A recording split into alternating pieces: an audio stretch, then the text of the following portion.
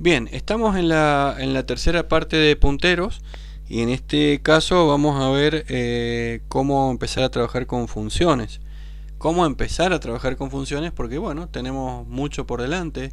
No lo veamos en cuanto a complejidad, sino veámoslo en cuanto a las posibilidades que nos da el hecho de empezar a aplicar punteros y relacionarlos con funciones, que justamente es lo que nos va a permitir pasar a un uso más avanzado del lenguaje, manipular información como hemos comentado que se puede.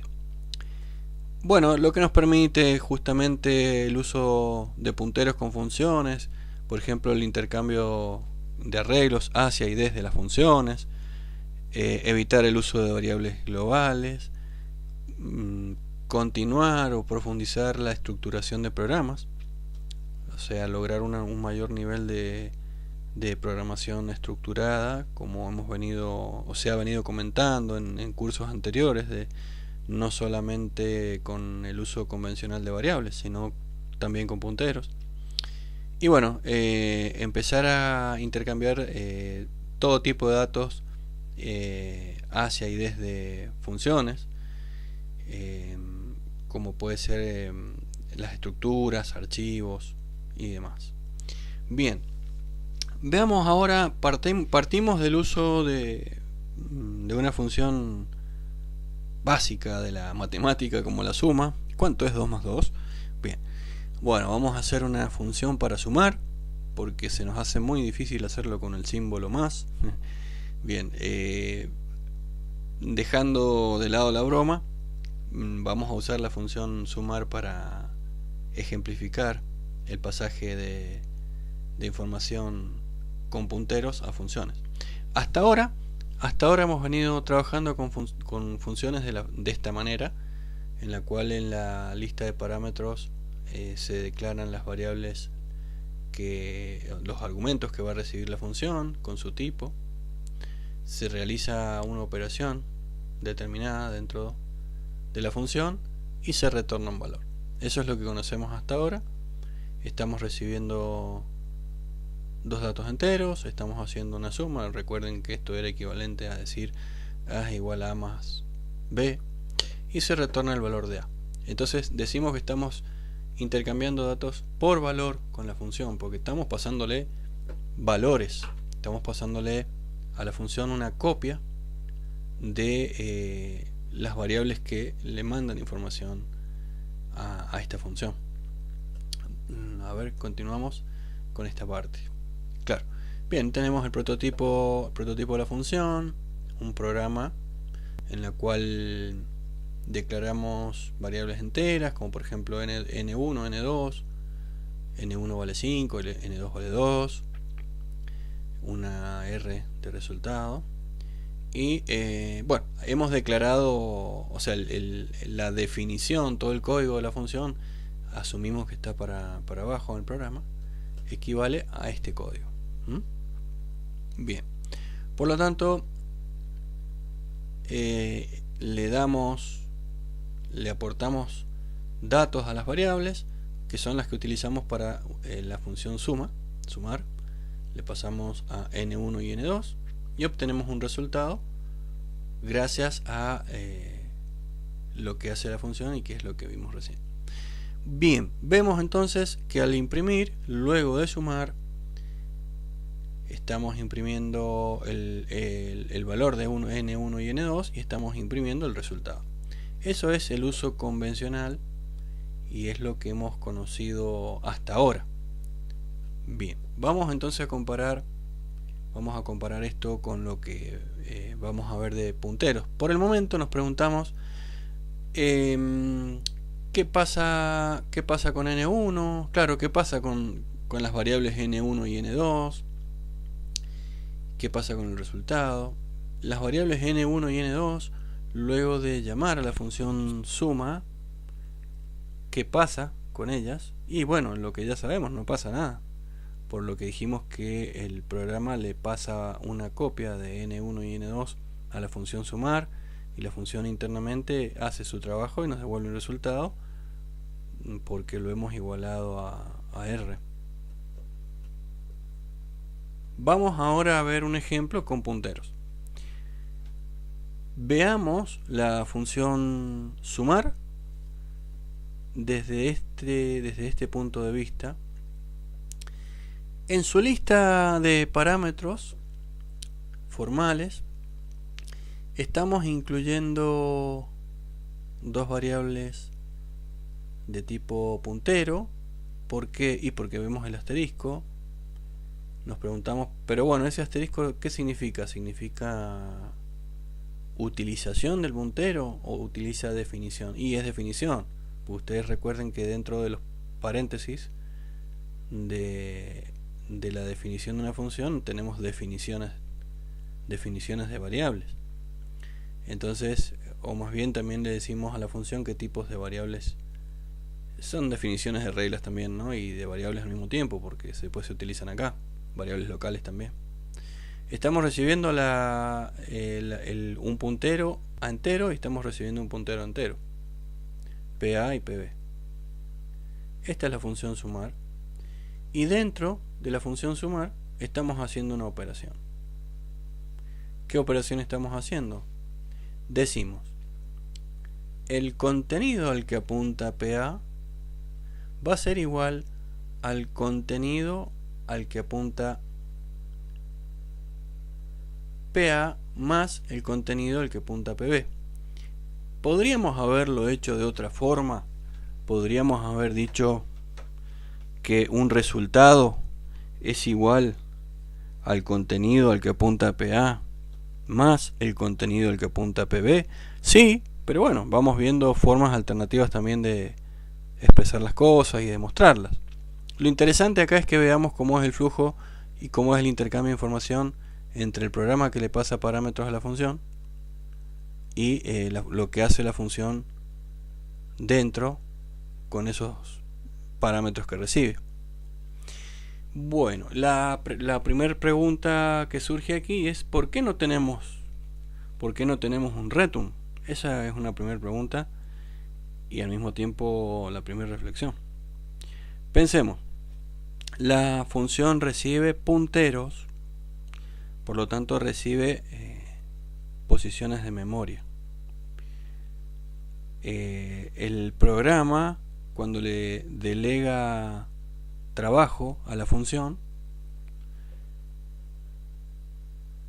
trabaja sobre las posiciones de memoria. Es cierto, está manipulando contenido, pero en definitiva, ¿qué hace la función?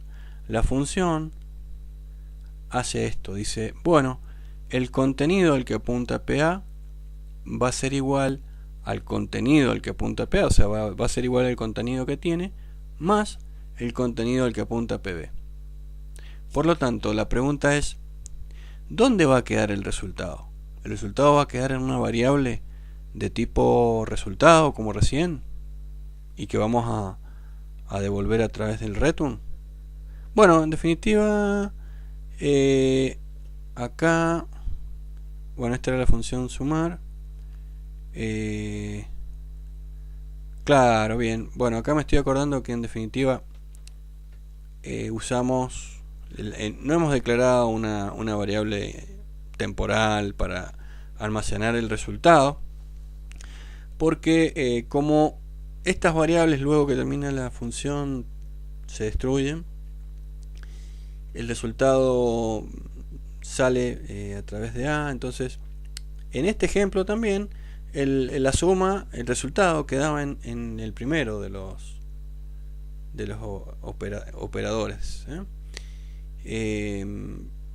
No teníamos un resultado. Bien, en cambio acá, teníamos un resultado, teníamos un return que igualamos. Fíjense que la función devuelve un entero y igualamos luego en el programa principal a un resultado. Bueno, más allá de que la suma el resultado de la suma dentro de la función queda en uno de los dos miembros de la suma, en el A, lo interesante acá es que bueno, hay un resultado, hay un pasaje de información por valor entre el programa principal y la suma, y la función, y guardamos el resultado en una variable. Acá la pregunta es ¿dónde queda el resultado? ¿Recuerdan? La pregunta que hacíamos recién. La pregunta es ¿dónde queda ese resultado? ¿Y por qué? Bueno, la respuesta es que el resultado queda en la ubicación de memoria a la que apunta PA. En este caso, podría haber sido, podríamos haber recibido un puntero a la ubicación de memoria de lo que queremos que sea el resultado. Sí. ¿Podría esta función haber devuelto el resultado en forma directa a través de un integer? Sí. Pero bueno, estamos aprovechando para reflexionar, para complicarnos un poco la vida con estos nuevos conceptos.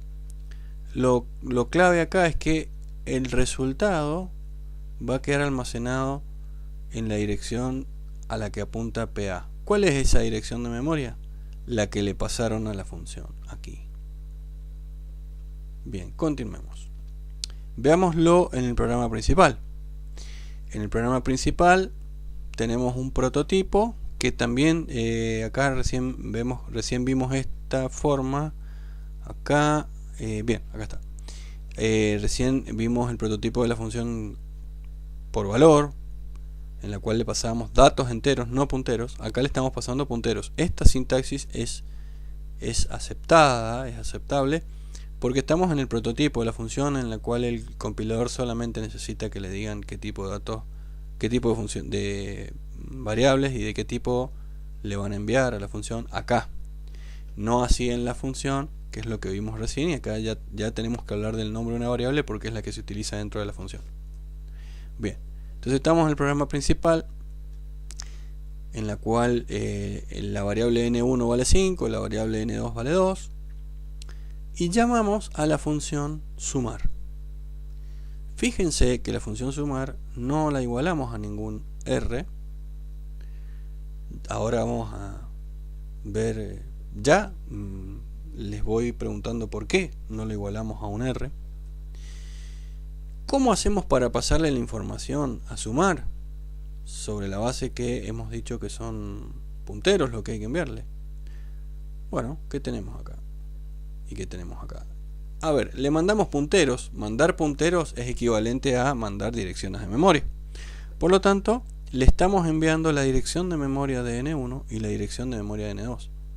No estamos anotando N1 y N2. Estamos anotando ampersand N1 y ampersand N2. ¿A qué es equivalente ampersand N1? A la dirección de memoria de N1. Y lo mismo para N2. Por lo tanto, le estamos enviando direcciones de memoria a sumar. ¿Qué va a hacer sumar? Lo que vimos recién. Va a recibir la información a través de las direcciones de memoria que recibe y va a actuar en consecuencia. ¿Y cómo entendemos esto? Bueno, esta sentencia es igual a lo que vimos antes. ¿Y cómo se interpreta? Decimos, el contenido o la información que tengo en la dirección de memoria, esta es, estoy hablando del contenido. La operación la vamos a entender así: el contenido al que apunta PA va a ser igual a la suma del contenido al que apunta PA más el contenido al que apunta PB. Estamos hablando del contenido al que apuntan PA y PB, que son los que hemos recibido acá y que coincide con estas direcciones de memoria. Por lo tanto, la suma, el resultado, se va a realizar entre esas direcciones de memoria siguiendo la lógica de la función sumar, que ya dijimos cuál era, que ya vimos cuál era. Por lo tanto, la pregunta aquí es: ¿qué va a imprimir este printf? ¿Qué va a imprimir este printf luego del llamado a esta función? ¿Va a imprimir n1 igual a 5 y va a imprimir n2 igual a 2? La respuesta seguramente ya intuyen la respuesta. Bien, como dijimos que la suma acontece en el lugar que le envío a la función, la suma acontece en la dirección de memoria n1, entendamos que la suma era Acá podemos entender así: el contenido que tengo en N1 ahora va a ser igual al contenido que tengo en N1 más el contenido que tengo en N2. Por lo tanto, el resultado aquí va a ser igual, el resultado lo vamos a tener en N1 y en N2 va a ser igual porque no lo hemos alterado. Bueno, es un poco intrincado el ejemplo, pero bueno, sirve. Podemos, ya ahí en los ejemplos que le vamos a dejar de código hay otros casos, pero sirve para ejercitar estas ideas. Bien, continuemos. Ahora ampliamos el espectro un poco y no le pasamos direcciones de memoria en forma directa, sino que le pasamos punteros. Punteros definidos e inicializados. Veámoslo. Mantenemos la función sumar, mantenemos las variables enteras que dijimos y declaramos dos punteros a entero que los inicializamos acá. Inicializamos P1 apuntando a la dirección de memoria de N1 y P2 a la dirección de memoria de N2. Exacto. ¿Y qué le enviamos como argumento a la función sumar? Le enviamos como argumento dos punteros. Y acá les invito a pensar por qué P1 solito, por qué no tenemos un ampersand acá, por qué no tenemos un asterisco acá. Les dejo esas preguntas, no se las voy a responder porque ya estamos terminando esta clase de punteros. Ustedes ya con lo que hemos visto van a poder responder por qué no estamos pasando un ampersand acá adelante de P1, por qué no estamos pasando un asterisco antes de P1 aquí. Bueno, la función se mantiene, no hemos cambiado su lógica, por lo tanto tenemos la respuesta de qué va a imprimir este print. Bueno, va a imprimir lo mismo porque la lógica de la función no ha cambiado. Continuando, las sentencias genéricas de uso de funciones. Estamos viendo acá una función que recibe punteros, que hace una operación con esos punteros. Y bueno, y acá estamos llegando al final, en la cual bueno, esta es una declaración genérica de pasaje de punteros a funciones, en la cual no hay límite de punteros a enviarles a la función, ni tampoco hay una restricción en la cual solamente tengamos que enviar datos de tipo puntero, que no podamos mezclarlos con datos de tipo con variables convencionales. La lista de parámetros de las funciones sigue las mismas reglas que las que conocemos hasta ahora, los nombres también, y la devolución o no de un tipo también, eso va a depender de nuestra elección. Que tenemos aquí, tenemos una variable, una función que recibe un puntero a entero y un puntero a char. Una definición ejemplo, podríamos tener una variable, podríamos hacer declaración local de variables, en la cual supongo que recibimos un puntero a entero y un puntero a char.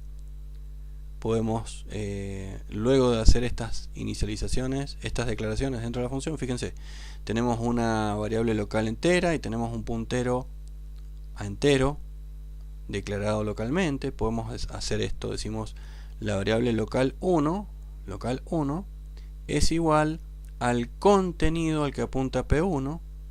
Estamos hablando de contenido, que es el que viene acá. Fíjense, acá tenemos el asterisco y acá también, nada más porque acá estamos hablando de definiciones y acá estamos hablando de utilización. Decimos este contenido es igual a este contenido y este es el contenido al que apunta P1. Por otro lado, también podemos decir que P local 1, que es un puntero local, se puede inicializar con P1 también, fíjense. ¿Y por qué esta inicialización sin ningún carácter? Bueno, porque acá este es un puntero y este es otro puntero. Acuérdense la inicialización de un puntero con otro puntero ya inicializado. La función supone, cuando se llama la función, supone que alguien le pasó un puntero inicializado también. Ese es otro problema, porque podemos estar llamando a funciones que reciben punteros y que le estamos pasando, intentamos pasar punteros que no han sido inicializados. Bien, con esto llegamos al final. Para el ejemplo que hablamos, este es otro. Fíjense en el programa main, todo esto lo vamos a ver también en los ejemplos que van a quedar subidos a la plataforma. Tenemos variables enteras, punteros a enteros. Inicializamos este puntero con la dirección de esta variable, este puntero con la dirección de esta variable. ¿Y cómo hacemos para llamar a una función que recibe punteros? Bueno, pasamos de esta forma, pasamos puntero A o puntero B, o también podemos pasar la dirección de A y la dirección de B. Por lo tanto, estamos llegando al final de esta parte. El uso de punteros con funciones es un poco más largo, en la cual hay varias posibilidades más. El concepto es el mismo, se mantiene. Es importante importante fijar, como dijimos, el ciclo de uso de un puntero, en la cual ya dijimos que está su definición, está su inicialización y luego su uso. Ese ciclo se mantiene en todo lo que vayamos viendo de funciones. Lo importante es fijar ese concepto para ir aplicándolo en funciones. No cambia, solamente hay que estar atento a este tipo de situaciones en la cual qué cosas le pasamos a la función, cómo se las pasamos y qué hace la función adentro con lo que le hemos pasado. Bueno, muy bien, estamos llegando al final de la parte inicial de punteros y nos vamos a encontrar en las próximas clases más adelante en el uso avanzado de funciones con punteros. Bien, será hasta la próxima en este mismo canal.